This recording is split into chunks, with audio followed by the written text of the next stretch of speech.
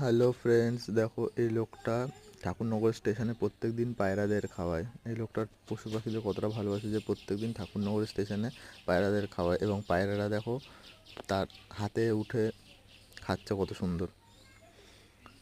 স্টেশনের পায়রা, তাও মানুষের হাতে এসে খাচ্ছে, দেখো কত সুন্দর। ওয়াইল্ড পায়রা যেগুলো সচরাচর হাতে আসে না। হ্যাঁ, পাখিরাও বোঝে যে তাদেরকে ভালোবাসছে, এবং লোকটাও দেখো প্রত্যেক দিন পাখিদের খাওয়াচ্ছে, সেও কতটা ভালোবাসে পাখিদের।